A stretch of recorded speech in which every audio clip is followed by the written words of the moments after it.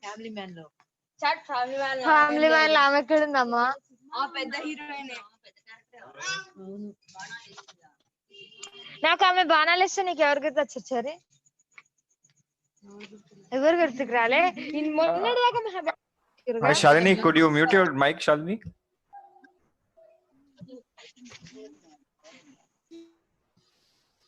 Hello. Okay, thank you. Hey guys, I'll just wait for a few more minutes so that everyone joins and then we can start, yeah?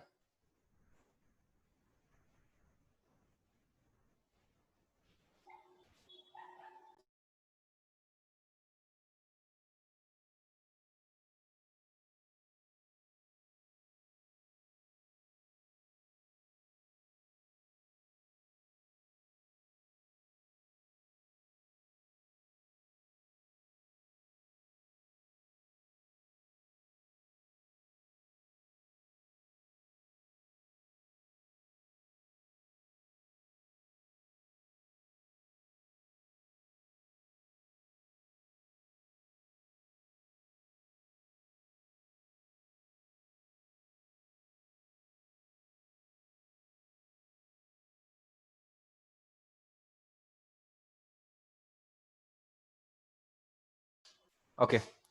So firstly, hi guys, let's start the session.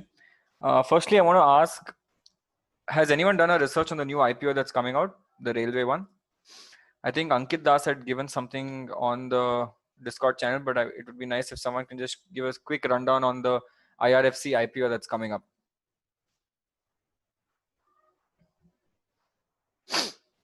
Anyone?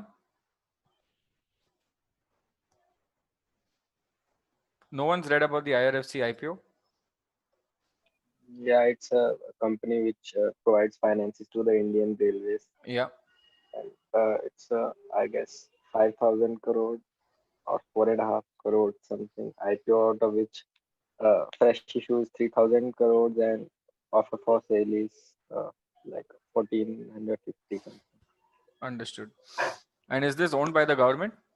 It's completely owned by Ministry of Railways, but after the IPO, after the company will get listed, it will be 86%. It will have the 86% partnership of Ministry of Railways. Understood. Understood. Okay. And I think there's a very small gray market premium which is not that great as well. I think it's around 1.2 rupees is the premium of the gray market premium. So it's not that great as well.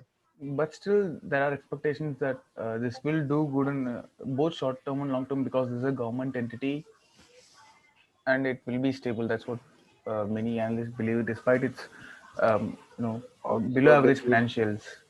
Risky loans, and because of which they have a like normal net interest margin. 1.2 or 3%. Understood.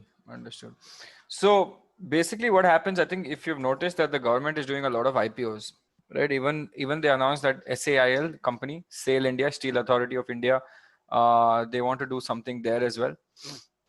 Have you seen it? They want to sell 20%, not 20%. They want to do some OFS. OFS means offer for sale. They want to offload 10% of that into the market, which obviously will mean that the sale price will go down, the shares will go down because more 10% is getting introduced into the liquid market. And the government was holding 75% stake, so they're selling 10% out at I think a price band of 64, if I'm not wrong, 64 rupees. So the government is doing a lot of selling. Any idea why? They are in need of funds, especially working capital, to maintain. Correct, but why? For vaccination purposes, there are many other things that have been stopped right during this Maybe pandemic. so that private companies can buy it through the open market. So I'll tell you what. I'll teach you guys how to think about it from a very macro perspective, or how to connect dots, as I keep saying, for right? the infrastructure development. Yes, so I'll tell you how it works. I'll tell you how it works from a macro perspective, because for you guys as finance people, right, it's very important to understand how the world is working, and then you can make your predictions on that. But you need to understand how the bigger game is played. Now, obviously, when COVID happened, the government of India had to do so much stuff, right? Especially a lot of spending, first of all, on COVID awareness. They had to give a lot of relief. They gave so many bags of, Subsidiaries. Sorry? Subsidiaries and all the Subsidiaries, yes. grains and all these things. Yes. So they had to give a lot of grains, dal chawal, etc., gas, etc., for a lot of people, which obviously costs a lot of money. And they had to also take care of the medical staff, pay people, even though, the revenue was not coming into the government, but they still have to pay the government employees, right? They can't tell all the government employees, chalo, aap ghar pe baitho. Right? So basically, in short, what I'm saying is the government spent a lot of money. Yes, agreed. Everyone knows that. Now, Yes. what can they do to get this money back? So it is like you're telling the entire economy you stop, but the government still has to pay all the people to run the economy, but there is no incoming, there's only outgoing, right? And that is because of COVID. Now the only option that they can do is they have to deplete their reserves, whatever they've saved up from so many years, they have to dip into that and start doing it. Or they do what US did, just start printing more money. US did a lot of that, right? When the COVID was there, they just printed more money, which is very bad for the economy, but that we will see the repercussions of that slightly later. They did not print a lot of money in India, but or they could have done is they could have gone to the World Bank, taken a big loan, or taken another big loan from someone else, and then pay back that loan over a lot of years. That's what we used to do always before. Always, we used to just take a big loan and then keep paying it over time. But I think the current financial minister, Sitaram, she's very smart. What she's doing is now she's slowly offloading 10%, 20%, 10%, 20%. Whenever they want money, they're offloading something off their private entities. Now, it is a good thing that the private entities and it actually lists on the stock market. It is a very good thing because even they list it out and they give out 10, 20, 25% or 30% of it, don't forget that the government still holds majority stake, around 70%. So tomorrow when they list it out, they raise that money instantly and then they start giving dividends out and stuff like that. They're still paying dividends to themselves from these big companies itself. Okay. So it is very good for them. But the main point to notice here is they are definitely in need of money. So they're doing a lot of these IPOs kind of thing to, gain as much as possible, which is very important for everyone to understand. Okay. Now, another thing here is that when you do such IPOs and when the frenzy comes into the market, we have something coming up on Feb 1st. Do you guys know what is coming up on Feb 1st? Something very Union important. budget. Yes, the budget of 2021 is coming on Feb 1st. Now, I'll tell you why this budget is so dicey. It is so scary. Like if I had to make this budget, I would go mad. And I'll tell you why. First of all, the government needs money. Right? Obviously, the government needs money. So the only way the government can actually get money is either to put some kind of tax somewhere here or there and stuff like that. Because giving more relief, they'll get screwed. So they have to tax either the rich people or the big corporates or something like that. Something they have to do. So I heard that they're going to introduce something called coronavirus cess. I mean, come on. Okay, but they have to get money from somewhere. So you can assume that there'll be some kind of small taxation added to everyone's thing. Right? And last year only they made one weird, complicated tax scheme. But okay, that is one point. That is the government's point of view. Government is like, shit, I don't have money. I have to somehow get money from everyone. Now let's come to the consumer's point of view. People like me and you. What do we want always? We want to pay less income tax. We want to pay less taxes always, right? India always wants to pay less taxes and make more money in their pocket. So we are like, okay, no, we want more deductions. We want to save more money. We want to reduce the tax rate, increase the slabs. That is what the demand is always there from the users. Now, this is the user perspective. Now, if the government actually listens to the users and do it, the government gets screwed because now it's like apne pair pe kuladi maar rahe. They don't have money now. And if you reduce the tax rate, the income coming into the company is even more. Like in the government is even less, right? So they'll get screwed there.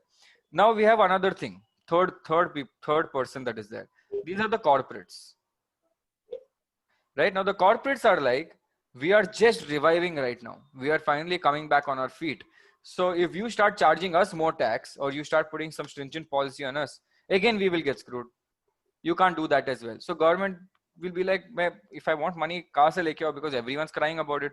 Corporates don't want to pay because even they suffered corona.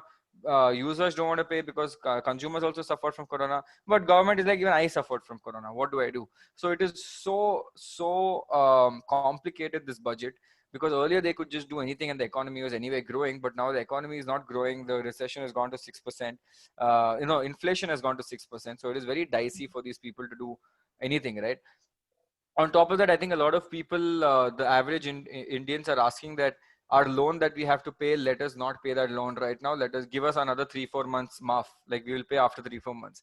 Now financial institutions are like banks and all are like, we're just recovering right now. Again, if you tell don't do this, then from where will we get the money? Because our entire source of income is from getting interest from loans, or else how else will we get?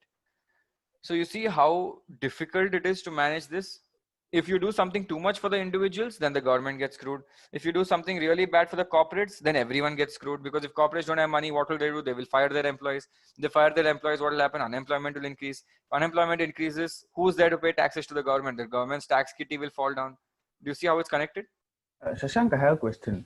Yeah. So let's take example of IRCTC. When the IPO initially happened, the shares were issued for 320 rupees, right? So Yeah. we paid 320 rupees to the government. Now the current market price is 1,463. Yeah. In case they decide to, sell more shares to the public, like do an OFS, to raise the same amount that they raised in IPO, they just need to issue less number of shares now, right? Yes. Because, yeah, that would be an advantage if this trend continues for the government, right? But you know that they did that, right? Yeah. They did the IRCTC OFS. Yeah, they did recently for 1,000. Yeah, so at a correct. discount. That's what they do. So now there's for sale also, they'll wait for a few years, and or maybe not even few years. Maybe they wait for 1 year, price will go up, they'll sell less shares and they'll do it. Yeah. Yeah, exactly. That's what I thought. Yeah, it is correct. It's fine. See, because they can't keep doing it from IRCTC, because then it will become less than 51% and the government does not hold IRCTC. That Yeah, can't so happen. that's why they are doing, multiple IPOs are coming from government companies. Yes. Multiple IPOs are coming from government companies. This is exactly why, so that they get some money back into their bank account, because they definitely need the money, because they cannot put high tax rate. It'll create a systematic error if they put high tax. Also, they can't make any stringent policies on global economic policies or trade policies, because if they do that, then the FII money or DII money coming into the FII money, actually the foreign money coming into the country will stop. If that stops, then we will go into a nice big mode of recession and the bear market will start. So you know how crucial this budget is. Like, actually in this budget, what they should do is do nothing. If it's the most non-budgety budget, like they just do some time pass here and there, but not actually put something hard and fast, then the budget is actually safe.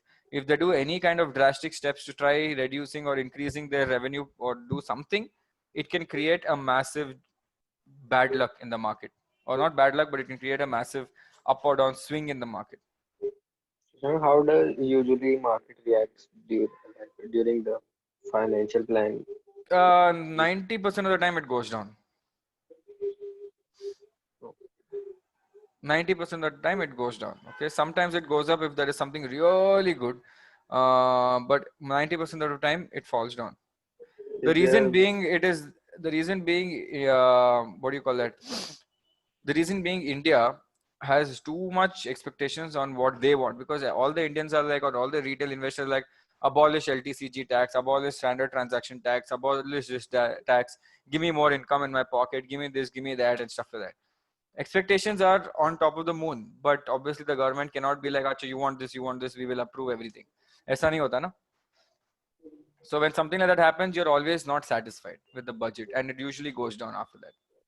How big the dip is, like a great one or just the normal? Same normal day. But what is more interesting to see in the stock market on that day is the sector changes. So there is a talk that we want to reduce China's dependence. India wants to reduce China's dependence. So apparently in the pharma sector, they want to be like minimum import, maximum that you can import only so much percentage from China. The rest you have to import from India or get it from an Indian manufacturer or something like that. Again, all these are rumors. Obviously, nobody knows the budget. But these are some things that they might be doing. And Shashank, government is also buying. Government is buying Tejas fighters. Yeah. Yeah, there is one article. They're purchasing 83, I think, 83 light combat. Yeah, but why? Crafts. Why do we need all that? For defense, for defense, like from China and all these things. They've written that. Yes, because China at one point when coronavirus was at its peak and India was suffering, China tried to invade again from the east. Correct? Yeah. Like that's very inconsiderate that the whole world is getting screwed. Everyone's in a bad state, and on top of that, you take advantage of such a situation and try to acquire a small land of India. slowly entering. So yeah, you have to. So imagine, like, a lot of people keep abusing the government. I'm not talking about Modi or Congress or whoever. I don't care about that. I'm saying, think about it from a finance minister's perspective. If you become the finance minister tomorrow, first of all, you know for a fact whatever budget you put, you're not going to satisfy everyone. Whatever, till date, there has been no budget that everyone came and said amazing budget.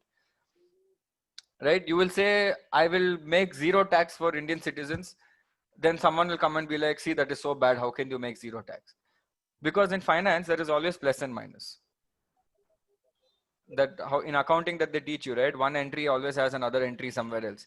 Anything you do in finance, it is very scary. You increase inflation too much, you go into a problem. You decrease inflation too much, you go into a problem. So there's a lot of nonsense happening in the world of finance. So you can never satisfy anyone. So from the government's perspective, it is going to be a very, very challenging budget. And if they don't do anything, then it is slightly good. But if they do something, sector changes with what would be in the highlight of everyone else. Sector, how the sector is changing is important. Understood? So reducing tax would also reduce the ATC contribution to the individual. Yeah, everything would. I mean, reducing tax is not the solution. Everyone thinks reducing tax is the solution. You know what happens if India becomes tax free? Do you know what happens? In fact, if India becomes tax free, then it would be like Dubai. India would be like Dubai, right? Dubai, there's no tax, but everything in Dubai is expensive. Why is that? Inflation. Yeah, it's common sense, because if no one's paying tax, none of us paying tax. Everyone would be spending lot of amount of. Yeah. So for example, if there is one MacBook Air, you would say, I am ready to pay 30,000 for this because see, I have so much money in my bank account now, 30, 20%, 10% I've saved. And that similarly, like you, there will be another 30 people who could never buy a MacBook Air will be like, I want to buy MacBook now. So the demand for that MacBook has gone up, but the supply is only limited. So what happens when demand is more and supply is less? Price has to go up. Still, MacBooks are cheaper in Dubai than India. Correct. I'm not talking about MacBook was just an example. That's because the product is selling at has to sell at a universal range, right? But I'm saying property rate, there is no cost of living. authority controlling it, then inflation would rise up automatically, right? If there is no centralized authority controlling it, no. There is RBI is doing that. Yeah, I mean, if we become tax free, that's what I'm saying. Yeah, but still RBI would do a lot of things, but it would not involve taxes. Yes. Okay. Right, it's very difficult to do RBI's job as well, you know, with the respect to interest rates. So, you know, sometimes they increase savings deposit rates. Sometimes they suddenly decrease savings deposit rates. Sometimes you'll see savings deposit gives you 4%. Sometimes it gives you 6% over the past few years. Why is that? Because sometimes the government wants to increase savings, right? Because when we're spending too much and the world India starts spending too much, to reduce that overspending, which is equal to inflation, it'll go up to more inflation or hyperinflation.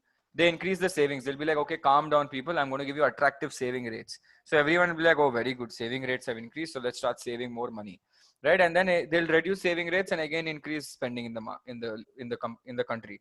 So whenever they want more liquidity in the country, they will do all this. Interest rates keep going up and down. Shashank, why did countries actually stop following these gold standard instead of fiat? Because we obviously know that inflation rate is rising continuously. So why did we unfollow it, and can we ever go back to it? Keeping gold as a hedge to print money? Yeah, gold standard, yes. I mean, think about it from a long-term futuristic perspective. Because these guys want to print money any time of the year, right? Yeah, but printing more money would obviously reduce its value, right? That's the point. Correct. That's exactly what is already happening. US printed a lot of money, but it solves the problem at that point. Get it? Yeah, as a short-term solution, obviously. Yeah, but you actually think politicians care about the long-term impact? No, they don't, obviously. Once again. Because the impact that comes will be after their term, not during their term. This is what happened to Zimbabwe, no? Yeah, Zimbabwe and Venezuela. Yeah, they printed so much money that money became useless. In fact, the piece of paper that money was printed on was more expensive than the money itself. Can you believe that? Like that piece of paper was worth more than the money itself. One bread was costing 1 million something. Yeah, so that's what, it's very stupid. Like you can't just, solution to everything is not print more money. right? And that is what a lot of Bitcoin is people the do. solution for our state of currency right now. Is Bitcoin the solution, or No, Bitcoin is not the solution because Bitcoin is not controlled by anyone, is what people say. Like everyone knows, right? There's no founder to it. There is no central authority to control Bitcoin. Bitcoin is free. No one can control it and all. But people do actually control Bitcoin. You know who controls Bitcoin? China controls most of Bitcoin's valuation, whether it goes up or down, because the entire mining farm of Bitcoin is in China. So they're the ones accumulating a lot of Bitcoins. And the big whales control, the big whales as in the people with lots of money are controlling Bitcoin's price up and down. So when you have someone like that impacting your national currency, would you ever want that? It's like saying Rakesh Jhunjhunwala can one day just buy a lot of Bitcoin and increase the value so much, or maybe just dump it and everyone's 1 lakh rupee in their bank account suddenly is worth 80,000 rupees. Would you like that? Not at all. and Shashank, if let's say that all countries unanimously pass a law saying that no company should accept Bitcoin as a payment for any of their product, or if they do, it will be considered illegal. The price would drop drastically, right? All countries to do it, yes. If all countries come together, Yeah, unanimously. yeah, but that's not going to happen because this was the same thing that happened initially when Bitcoin came out and had mainstream adoption. A lot of countries banned it instantly. US didn't understand. India was the first one to be like, I don't understand, ban. A lot of countries banned it at that point. But understand this: whenever there is a market and there are a lot of countries banning it, there will always be one poor country who will be like, come on, we will make it legal in our country, so that we make all the Bitcoin users come to our country and we'll make money out of it. And that was countries like Estonia, Slovakia, all these poor small countries said we are Bitcoin haven. Panama, British Islands, you know that, what is that? All these shell companies that are there, British Virgin Islands, all that. Mauritius fund, fund, also all these countries are like, we are okay. Cayman Island. Cayman Islands, all these countries are like, yeah, we are okay with Bitcoin. Come, we don't get Swiss bank. Yeah, come, Bitcoin's good. We love Bitcoin. Shashank, I don't know why Jack Dorsey is backing Bitcoin so much. Who? Jack Dorsey. But why won't anyone back it? It will go up. You know that for a fact. It will go up eventually over a period of time. It's like index. It's like Sensex index. You know it's gonna go up eventually, right? But still, people treat it like an investment rather than future probable currency, right? Yeah, because no one cares. No one's actually doing a lot of, like, for example, if you want to buy a laptop from me, would you pay me in Bitcoin? Maybe you would, maybe I would accept. But will a street vendor selling Pani Puri accept Bitcoin? No, he'll be like, what is that? Because Bitcoin is too complicated to understand. You need a wallet, you need code, hash code, security key, and how the blockchain works is so complicated. You cannot explain that to an average Joe, right? A street vendor or your maid, you cannot pay your maid in Bitcoin tomorrow. Okay, so now the price of Bitcoin keeps rising, but in future, only if the Bitcoin is accepted as a payment, by many people, only then it can be adopted as currency, and the value will be the same, right? Yeah, that is the dream. No, it's already adopted in many countries. Not like it's not. A lot of smart people are using Bitcoin as a means of currency, right? Like if you want to pay me something, pay me in Bitcoin. It's okay. It happens. A lot of freelancers are taking Bitcoin instead of USD payments. There's also this thing that there are only 21 million Bitcoins according to. So there's a lot of issues with Bitcoin. So don't consider it as a digital currency. It is digital gold. Yes, there is limited supply of gold, and it's basically who wants to take it, and as long as it lasts. After 21 million, there won't be new coins. It's like aiming in the dark. We don't know where it will go. We don't have any metric to follow it. It'll go up. It'll definitely go up only. It's not like it's going to go down. It'll go up eventually. It's like index. It's like, dude, it's very simple. If I have 100 chocolates, okay, and everyone wants 100 chocolates, so I only have 100 chocolates, I will give it to 100 people, okay, but there is a demand of instead of for the same 100 chocolates, there are 1,000 people asking for it, correct? Now one guy will be like, hey, listen, you give it that one chocolate is 5 rupees, I'll pay 10 rupees, you give me one chocolate, because no one is barely there. There's only like 100 left. In the whole market, there's only 100. I want one from you. You give it to me at 20 rupees. So you will give him at 20 rupees because for you, it was a profit. So the price of the chocolate now from 5 rupees has gone to 20 rupees. Same thing will happen. One more guy will be like, shit, see how it jumped from 5 to 20. I think I'll buy it at 30. Maybe it'll go to 40, 50. So that guy will come and tell you, you bought it at 20. I'll give you 30 rupees for this chocolate. Come and give it to me. But what is the true price of the chocolate? Who cares? Nobody knows. Who cares? Right? Because it all depends on what? Demand supply. What is the true price of an iPhone? Who cares, right? If you price it at 2.5 lakhs tomorrow, will people buy? Yes. No, I don't No. think so. But they are huge Apple Yeah, fans, there are so few that's idiots who will why- buy, but the demand for it goes down. Get it? Demand supply is very important. So finding the right price is also super important. So basically, when the demand for Bitcoin is up, a lot of people want Bitcoin, but there are very few people selling it. Price automatically inflates and goes up. But what if the people accumulated who have Bitcoin accumulated go crazy and sell it somewhere in the near future? They can, and they are doing it also. People are buying, I mean, accumulating Bitcoin and selling it eventually. They're doing that. There are wallets that have 1,000 crore worth of Bitcoins. Yeah. It's there. It's not like it's not there. And they're the guys who actually fluctuate the market a lot. So it's not like it's not there, guys. It is actually there. So don't get confused about that. One second. Naveen, are you there? One second. Okay. No, she's not given me access to screen share. Yeah, Sean, continue. did you read a news today? Because there's a guy in San Francisco who forgot his password to his Bitcoin account. Yes. Has $250 $236 million. $250 million something.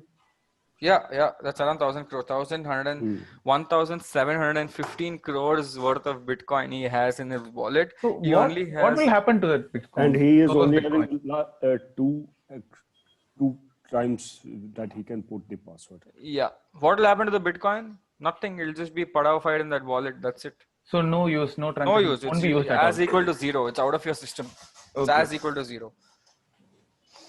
In fact, even Satoshi Nakamoto, the actual guy who actually created Bitcoin, even his wallet is untouched from 2008. Untouched. And that is worth billions right now. Billions. Like if you know the actual story of Satoshi Nakamoto, this guy was the guy who created Bitcoin in 2008. Okay. One second.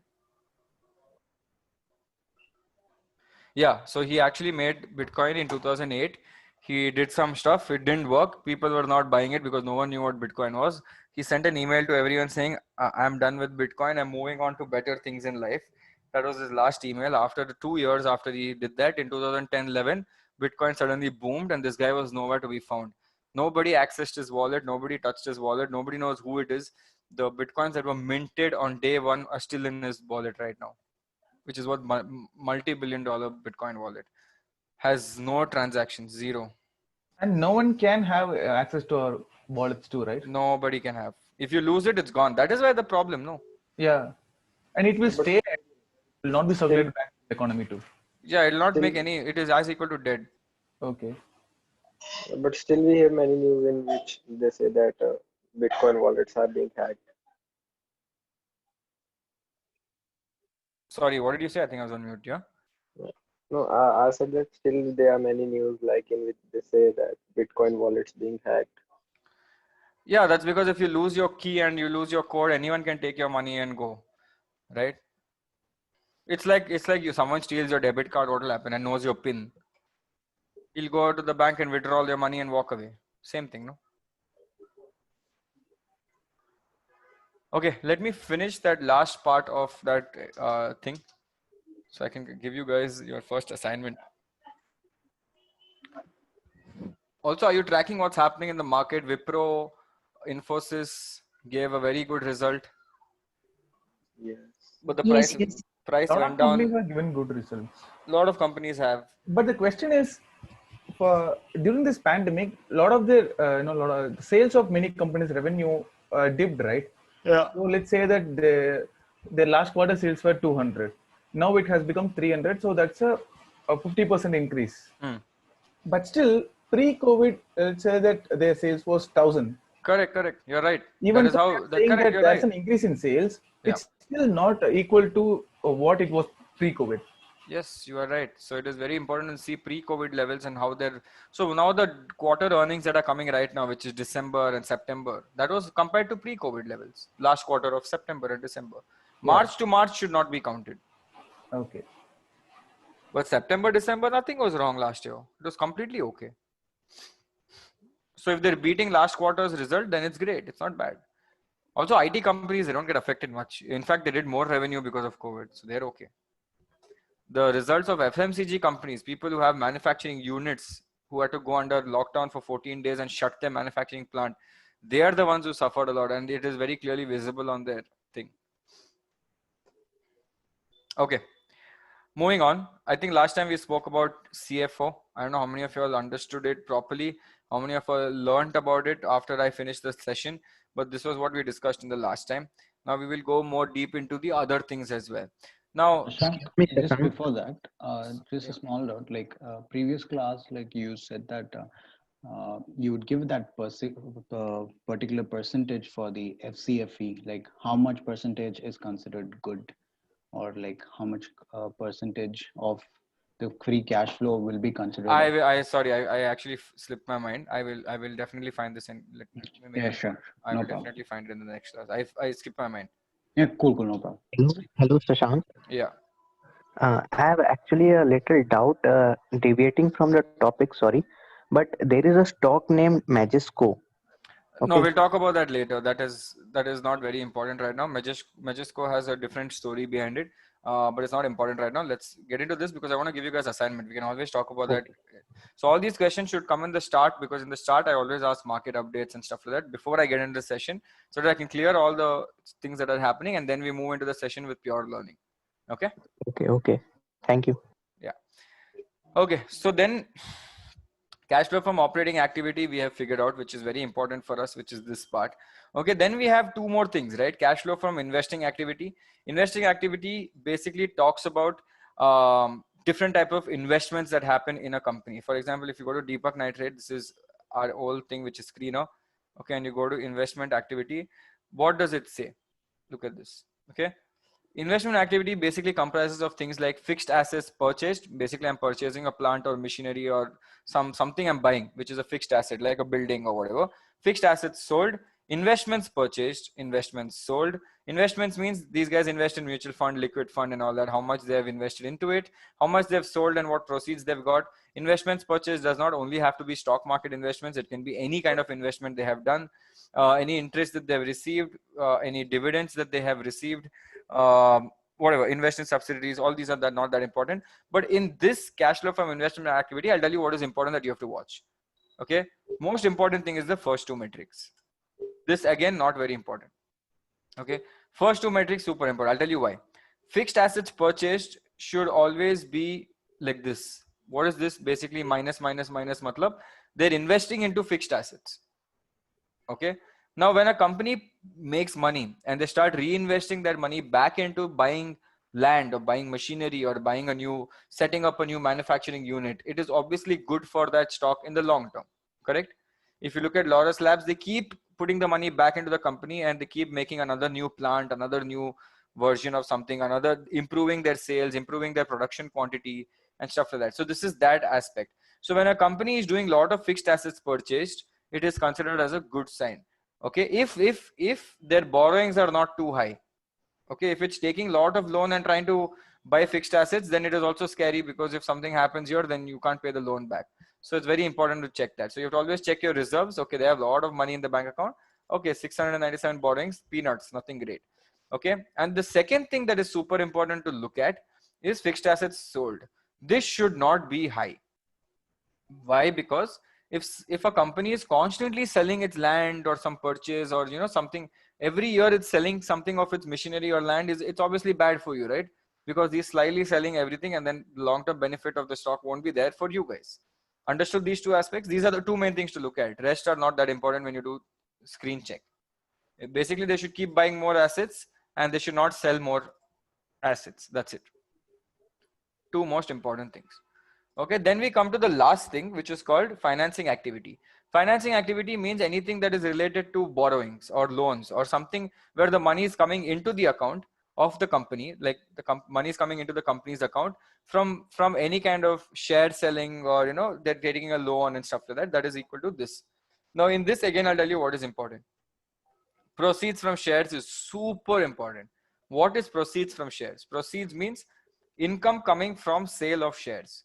Means if the promoter or someone, the company or the promoter is selling his shares in the market and raising stuff like 146 crores in 17, another 146 crores he put up in 2018. That means the company is making money by promoters selling their shares to the banks or pledging their shares to the bank. This is considered bad. Shashank, I have a question. So, Yeah. if promoters sell their shares, will it reflect in cash flow statement? Because the money will go into their pocket, right? Not the companies. Yeah, no, it depends on the promoter selling the shares on behalf of the company for the company, or if Okay. they're pledging it like mortgage, where you'll be like, Or give me is it 146 like an crore. OFS? It depends. Yeah, given it to someone else for the company's growth, Okay. right? Because the share promoter loses on a lot of ways. If I'm giving 146 crores worth of equity to someone else in my company, I'm losing a lot of stake, right? Yeah. So basically, from sale of shares, if the company has given out shares to somebody else and raised money, it is not a very good sign. Ideally, you should not want the company doing this. And also, another important thing, why do you think this is so important, right? That means you're telling me that this guy has come to such a situation that he has to sell his shares to raise money from the market to fund his operations. That means no bank is giving him loan or what? Or maybe his loan is too much already that no bank is giving him more. Now, if a company is good and the company says, give me loan, the bank will be like, amazing company you are, I will give you loan. Okay. Oh, you want little more loan? Cool. Your revenues look great. I will give you more loan. Your cash flow is amazing. Free cash flow is good. I will give you more loan. Common sense. Why would it push the promoter to go raise from the open market? That means either he's exhausted his loan, he's not paying back in time, or he has a bad reputation with the banks. His credit score is bad. It is just scary. It is not a good sign, basically. Proceeds from shares is not a good sign.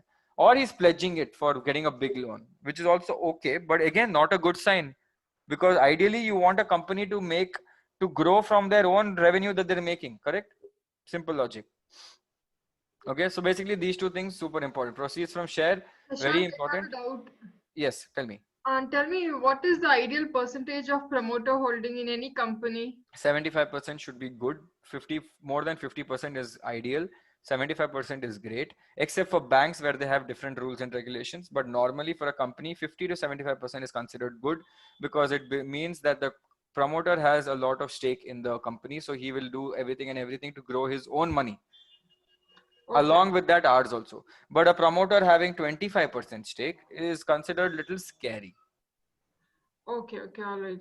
What if the percentage is higher, but it has very much of proportions as far as pledging is concerned? There are companies where the promoter has 30% stake, but out of that 30%, 80% of his shares are pledged. That is also there, which is very bad. Whenever the promoter's pledged shares are there, it is considered a bad sign. It is not a good sign. And when the promoter releases a pledge, companies get very happy. And the stock price usually goes up when the pledge is released. Because see how the pledge works, right? Today, I don't have money. Okay, imagine, for example, Lotus Labs. I don't have money today. I'm a promoter of Lotus Labs. It went up by 5% today. Shit. Not bad. Okay. Imagine I have Lotus Labs, okay? And I'm pledging my shares at 366 because I want the money to make a new factory, which I know for a fact will grow my company. And I'll be like, I'm giving you a 366. I will buy it back at a later date tomorrow. But to buy it back at a later date, you've put the money into the company, grown the company. Now the share price obviously will be more than 366 if you did a good job. It will be 450. Now you're buying the same amount of shares and you have to pay 150 rupees more or 100 rupees more, which is very difficult. It's not something easy, right? So that's how it is. So pledge shares is not good at all. So I think there is a way to find pledge shares as well. Usually these guys used to give pledge shares earlier. Shank, is pledging, does pledging mean lending or just selling them? Pledging is mortgage, girvi rakhna. Okay, I'm pledging my shares means I'm girvi rakh raha hu, main aake le lunga wapas tum log se. If I get the money, I will do it. Basically, that's what pledging is. Earlier they used to show it here. I don't know why they're not showing. Look at this here. Promoter pledge decreased from 31.56% to 16.42% of holdings in quarter. That means it's very good. Promoters releasing his shares from the government. So that's great. Not government, from the bank. That is a very good sign. Number of mutual funds increased from 14 to 15 in September quarter. Very good sign. That's how it is. Promoter holding is less than 30% can also be considered that the control is a little unstable, right? Anyone can buy a lot of shares and take control. Yes. It is also. So this company has 32% promoter holding. Out of 32%, 16% is pledged, which is also not good, because tomorrow if the company goes bankrupt, The whoever he's pledged it to gets the shares of 16% direct. So you're talking about individual investors or banks or government bodies or anything? The pledge is usually given to banks. Okay. It's exactly like your home, yeah. If you have a house and you want a big loan, they'll be like, give you your land papers. And if you can't pay the loan, what will they do? Take your land, sell it, and recover the loan from you, right? Or whatever that loan amount. That's exactly what shares are. Shares is same as land in a company. But Shashank, if we look like that way for every stock, then we will never find the perfect stock like which has everything good. There are perfect stocks, but you know when they become perfect? When they reach a very big amount. Like for example, ITC. Yeah, I mean, we will never find them at a lower market cap. You can see, for example, you don't have to look at everything. What you have to look at is good and bad things, right? You have to see how much of what is good, how much of what is bad. For example, first thing that you need to see is the revenues. First, find out revenues. Promoter pledging is okay because if you know that the revenues are going up, that means the promoter will remove his pledge eventually, somewhere or the other. But if the company is growing massively, that's a very good sign. For example, there is, say for example, Granules India. Okay, financials again, great. If you look at it, if I go down to the financials, quarter on quarter, if you ignore the March quarter, 699, 703, 735, 858. Damn good revenue per quarter this is. Okay, not even yearly, per quarter. And if you look at the pledge shares, it is 42% to 8%. This is not bad. This is okay. How does it matter? This is great. You get what I'm saying? Yes. That way. Look at this annual growth. Always growing. So this is considered a good share. People focus more on this in India, in the market. People focus more on the fundamentals, which is your financials. They focus a lot on financials. And apart from financials, they focus a lot on the market. Market means what? Some big change should not come in the pharma sector tomorrow. That way. Understood? Basics? So this is why cash flow is important to understand where this 146 crores came from. Why did the sale happen? What is this sale? Is it pledging? Is it what? Is it actually sold to someone and they got the money into the company? Did they give their equity to someone else? Did they do a fundraising round type of a thing? Who knows? Nobody knows. Understood? Now, the next thing is called SSGR.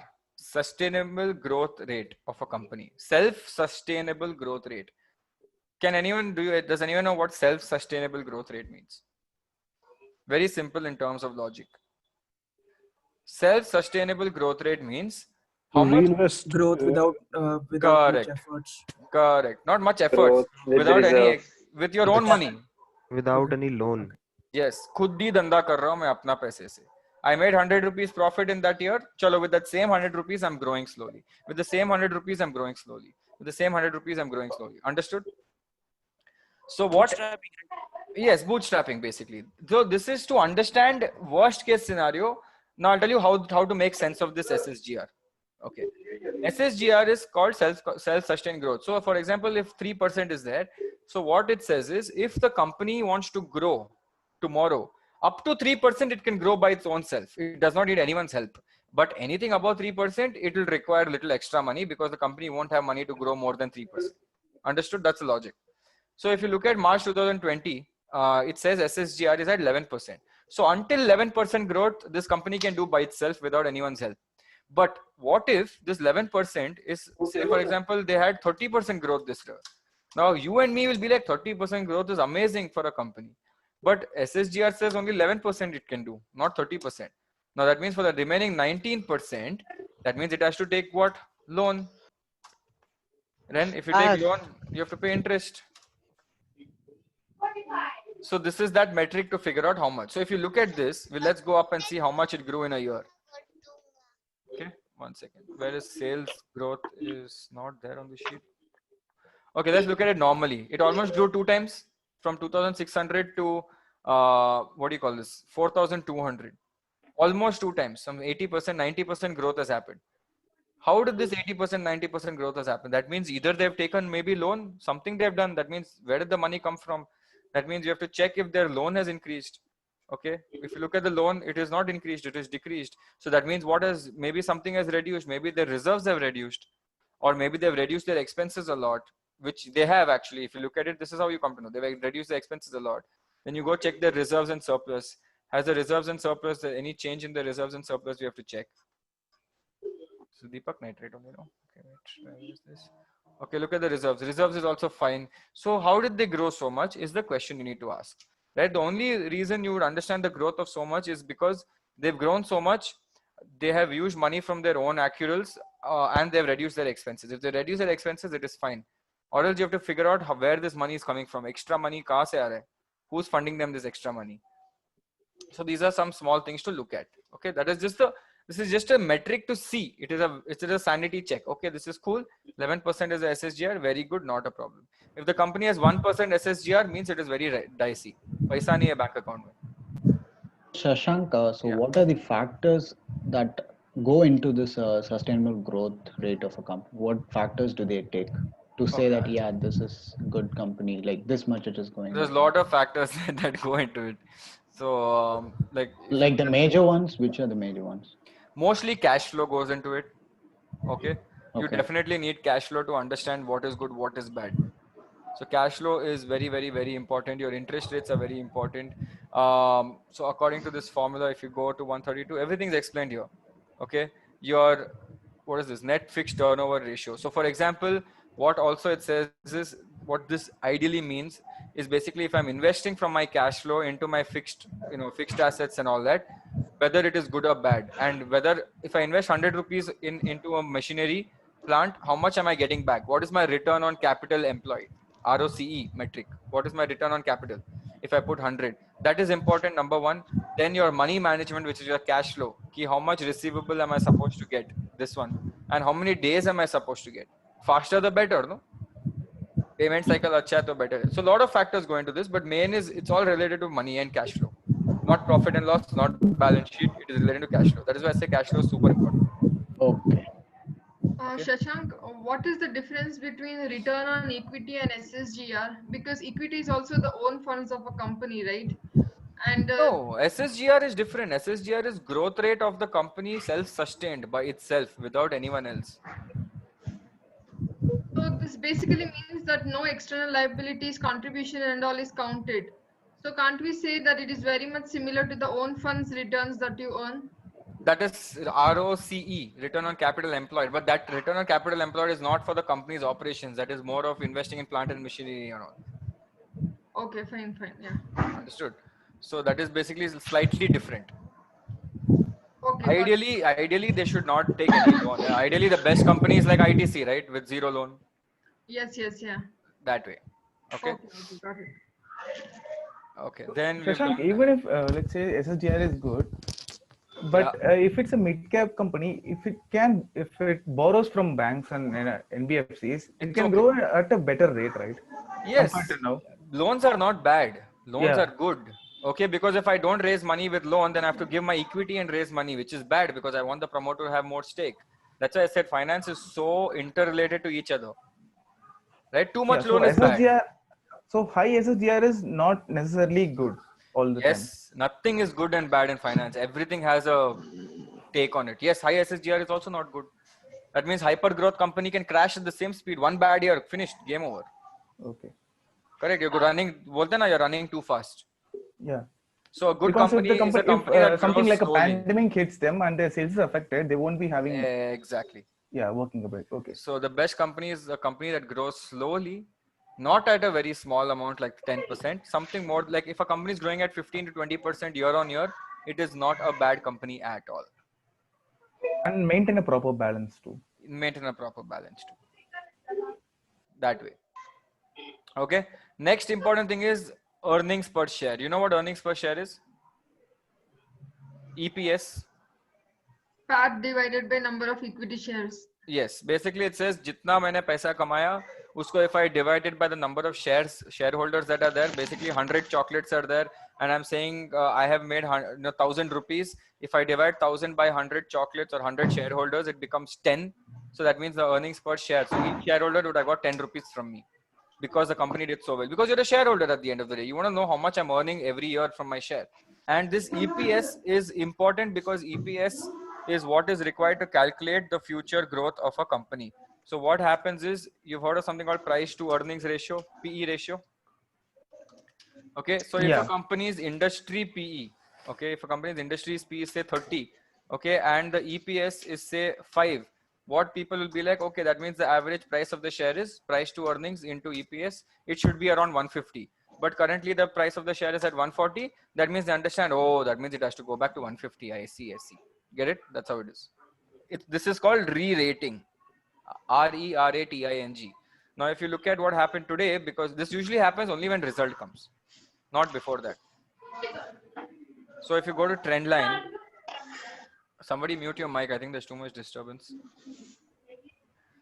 So today we saw, I mean, yesterday we saw Wipro's thing that came out, right? Actually, it's on this one only is better. I'll show you one sec.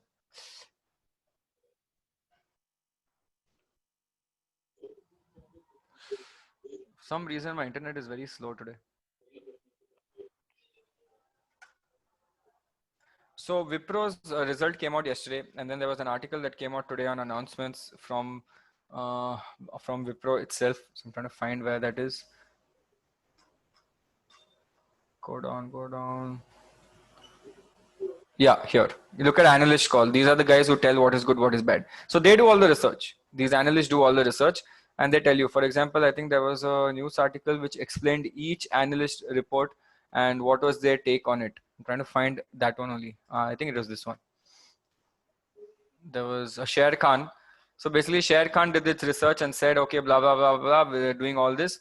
We are revising, it's maintaining its buy rating on Wipro with a revised target price of 510. Currently it is trading at what, 460 or something. They're saying Wipro should currently, at current market price, the stock is trading at 22x, 21x of its earnings, 22, 23 earning estimate. And it is at a significant discount to its large peers. That means they're saying it's undervalued. So they're saying it should go to 510, but everyone has their own way of analyzing.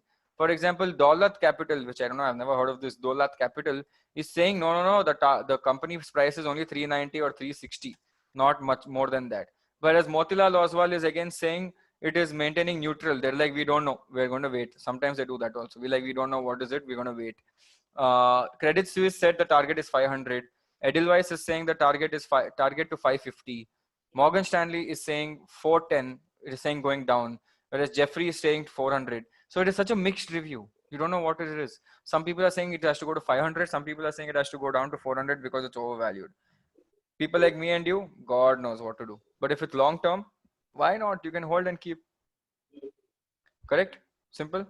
All of them have revised targets. And these things are free to get. You can go to you can go to trend line here. Okay, just go to something called reports over here, and under reports, even if you just click on this, it'll show you all the new reports that have come up right now. See, Wipro's by Axis Direct, one report has come up, 522 target came out right now today, right? You can go read it for free also.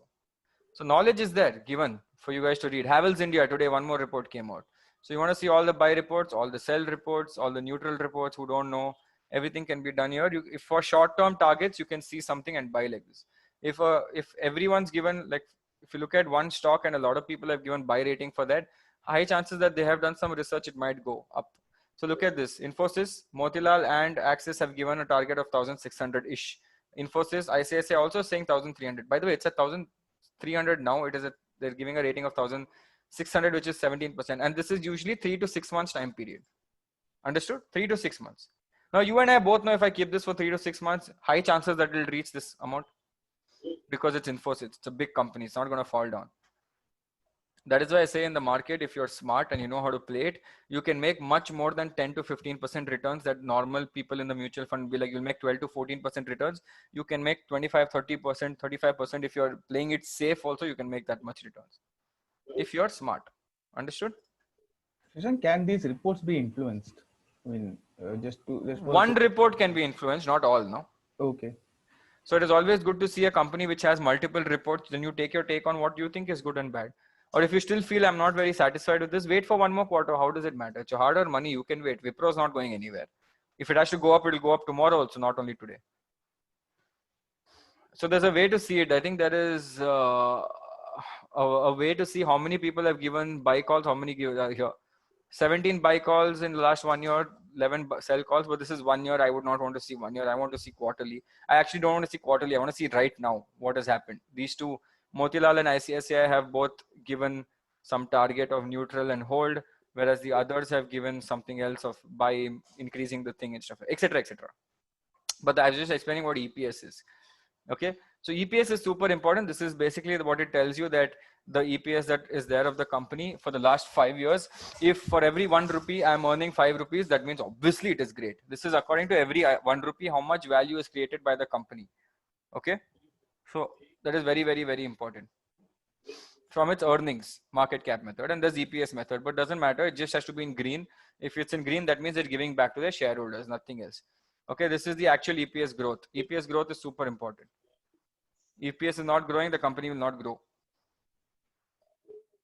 Next, what is another thing that is important? These three things. I hope someone's making notes, or you have to go and revise this again, because I'm only pointing out what is important. Okay, then the next thing that is important is this. Profit margin, obviously, profit margin is good. You know what profit margin is. Asset turnover. That asset turnover also means that if your assets, whatever you're investing in the asset, is giving you a better return, very similar to ROCE. Basically, your revenue versus net assets, the number of assets you have, how much return are you getting from those assets? It should always be more. So if it's increasing, it is a very good sign. That means whatever assets I have, I'm getting good amount of return back from that assets. I'm getting good revenue from that, which is again a good sign. And then we have something called financial leverage. Financial leverage is basically almost your debt to equity ratio, not debt to equity ratio, but your assets to equity ratio, not debt to equity. So that assets to equity ratio means I have good leverage. That means I'm not in a very bad state. I have a lot of assets. Okay. So I don't have to burn my equity. I have enough. So all these are good signs. Shashank, we have to see these metrics like the instantaneous metrics, no? Like we don't have to see this over the period how they have changed. You have to see this every 3 months. I mean, this is a yearly report. Obviously, you don't have to see this every 3 months. These you don't have to see every 3 months. This you have to see yearly. But things on top like sales and all, you have to see every month, every 3 months when the quarter result comes out. Understood? Yeah. Okay. Okay, and the last thing that you need to see, last two things. One is ROE, ROC. Okay, both have to be better, which is basically return on equity and return on capital employed. Higher the better. This we have done. I think your Aztec Life Sciences, something someone had recommended, had a very high ROE, ROC. So this is good. And this is debt to equity ratio. Lower the better. Okay, because we don't want a company with a lot of loan. So that is a very good sign. Everything else not very important as of now. It is okay. Now, if you want to find, there's something called as a valuation summary. So there's 3 different formulas, right? Actually 4, 3 actually. Graham formula, DCF if you want to do discounted cash flow, and EPS. What these 3 things are basically assumptions of what the stock price should be right now, the realistic stock price people say. How do you get these numbers? You don't have to do anything. I will tell you how to do it. You have to go to enter valuation data tab and put all the information that you already have. The sheet will calculate automatically. What is the current price of Deepak Nitrate? Okay, go to this place. Look at the current price of Deepak Nitrate, 1036. Okay, so I will just go here and write 1036. What is the PE ratio? 23.6. 23. Can you please zoom in a little? Sure.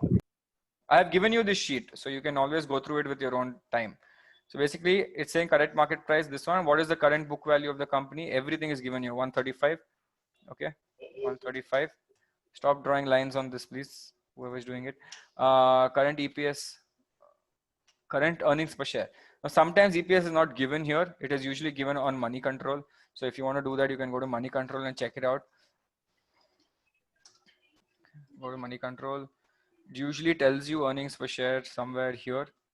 Look at this. It's 43.86. Okay, over here. Just zooming in for you guys. It's 43.86. I put 43.86. That's all. I've done everything. Okay. Now I'm going back. All the other data it's taken automatically. I don't have to do much. Okay. Go back. Now look at Graham formula. Now each of the formulas have their own understanding of what is the current valuation of the price. No one uses Graham formula right now. So don't worry about Graham formula too much. The 2 things that they actually use is EPS method, which most of the industry average uses is EPS. And DCF is not used for companies like Deepak Nitrate. DCF is used for companies that operate on a high cash flow basis and a valuation on cash flow. But our current Indian market, okay, does only EPS. They're only obsessed with how much earnings per share a company. So this is the main method for you to find out whether this company is good or bad. So if you look at EPS for Deepak Nitrite, what it says is current price is this much. EPS is 43.86 currently. Assuming the next 5 years, I'm assuming after 5 years what's going to happen, assuming that the growth rate of the EPS is going to be only 10%, very conservative. Even though the company will grow faster, I'm like, no, only 10%.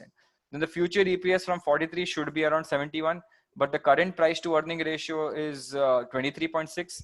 So you calculate 71 into this, it gives you, does all the calculation, and it says expected future price is supposed to be 2,128. So Deepak Nitrite can be considered undervalued. Understood? This basically does everything by itself. Shashank, let's say that a company has a PE of 50 right now. So it is overvalued on an individual basis. But if we see its peers and the whole industry, we realize that every company in the industry has around 50 or 60 PE. Yeah. Should we consider it as normal, or is it overvalued? Then the entire market is overvalued. Then your market only has to correct and crash. Okay. Which is, a lot of talks are happening about it. I don't know if you guys read that article on Live Mint, which spoke about RBI, how to find that article. There's a very good article. This one, very nice. I'll share this on the Zoom chat. Just read this article, it's very nice.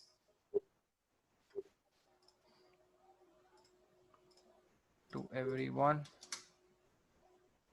See this, it says RBI gives reality check to valuations, but liquidity lulls investors. Basically, he's saying that there's a lot of distinct difference between what is happening in our current banking system or current system and what is supposed to happen. What he's saying is that the financial stability of the country is not that great. The valuations of the country, of the stock market, is looking very big.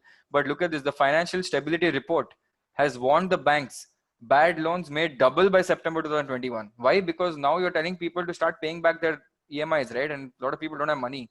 The RBI sees gross bad loans account for 13.5% of total loans by September, even in a base case scenario. That means you can assume that the banking sector in the month of September, October result this year, can be considered a very bad fall for the banking sector. Got it? Basically, what they're saying is the Sensex is slightly overvalued, and there is a possibility of a small correction or a fall to happen. And what they're saying is definitely the banking sector is going to have a big problem in the next few months. Obviously, that's a COVID reality check. So that is a good thing to look at. Cool. Any questions? Shashank, especially during the last quarter of 2020, many companies, the price of many companies increased not because of their increase in sales, but because they had a huge inflow of cash, maybe in a loan or in your IPO, FII, anything. So only if they project results in next year, maybe next September or December, only then we can consider it as a stable long-term stock, right? Yes, ideally you have to wait for this 1 year to go away because it was a bad year, and then we have to figure out whether after that the companies have recovered or not. Until that, you cannot truly be sure about what is the next big multi-bagger. Get it?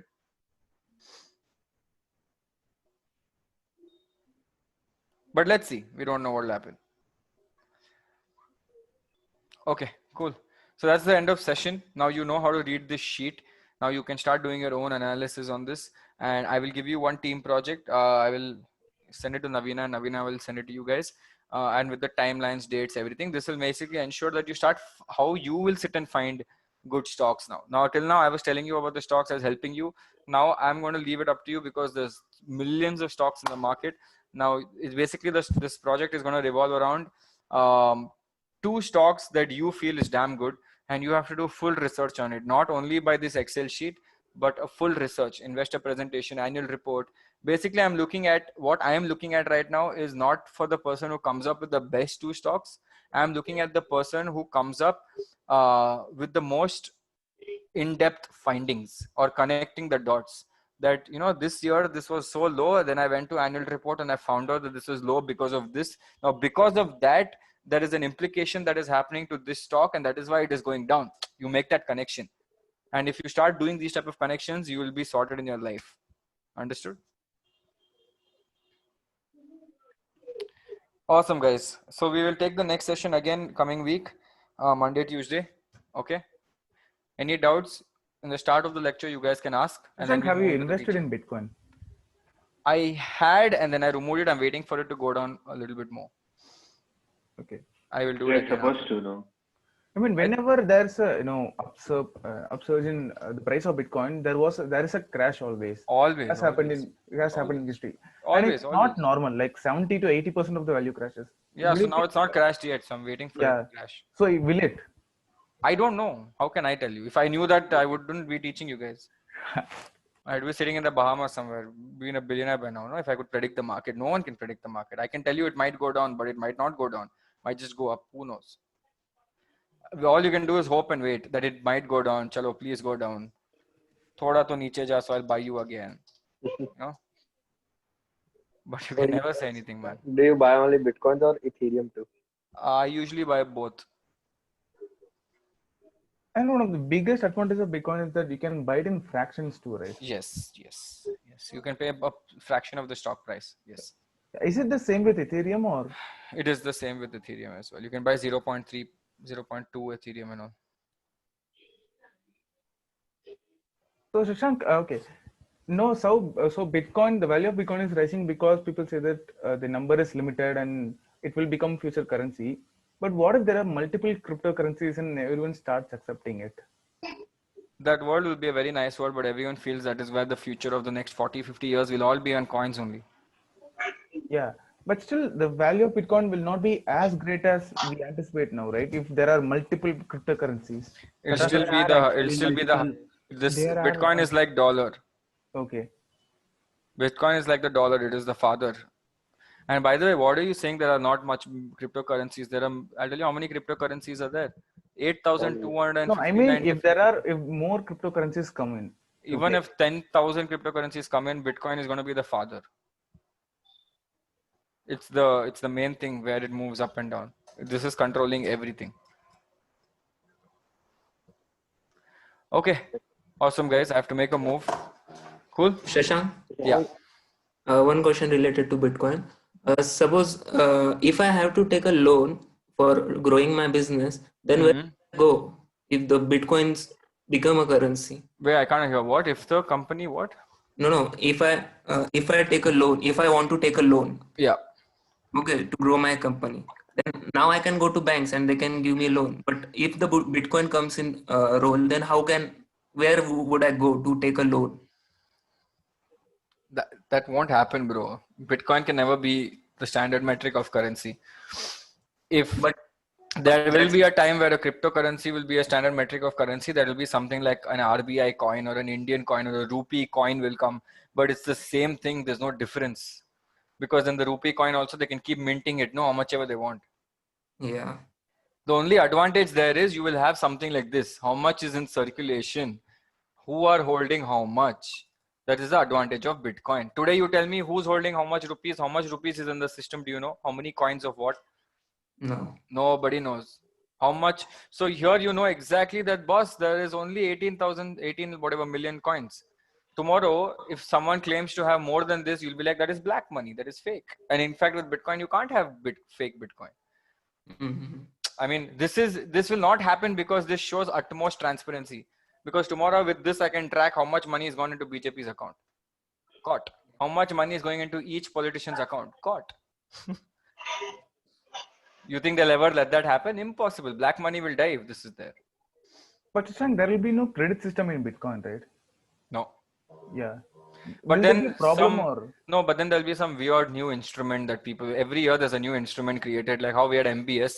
They'll make something called Bitcoin backed securities. You pledge the Bitcoin, I will give you a loan. You'll never know. Anything can happen in the world of finance. They take anything and make it a basket and call it a security. That's what happens. Like my last cohort told me. The last cohort was like, why don't you make one Avalon fund where you guys handle it and we'll all put in 100 rupees. One more instrument. That's so stupid, right? So, I mean, that's what I'm saying. In the world of finance, you can do anything. Mm-hmm.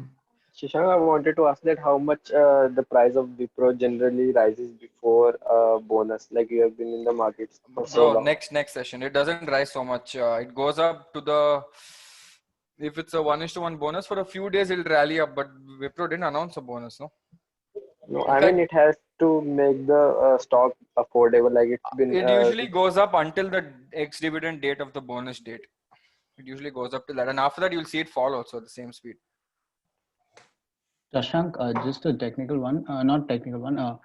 So regarding to the assignment, so do we need to like present it to you as a group or as the teams, or is You it don't have just to for us? present it to me at all. You have to submit a PDF or a presentation to a link, and I will review them and grade it and then give it back to you guys. You have a leaderboard, who's the best team, and the best team's presentation I will show to you guys. You don't have to sit through and see every team's presentation. Okay. And all the other teams' presentation can be viewed and shared for learning purpose. So if you want to see someone else's presentation, you can gladly open it and see which 2 stocks they have found that this you think is good. Okay. So because see, this is not college, right? I am not saying you have 3 GPA, so you are good. That guy has 5 GPA, so he is better, right? This is not college. In college, we have ranking system, and it is very biased because Ratta Popat will always win. Today, this session, this cohort is about learning. Whoever learns the better. If someone learns more, good. We'll take that learning and distribute it to everyone, so everyone becomes smart in this cohort. Okay. Understood? Yeah. Okay, guys. See you guys. Thank you. Bye. Bye. Bye. Thank you.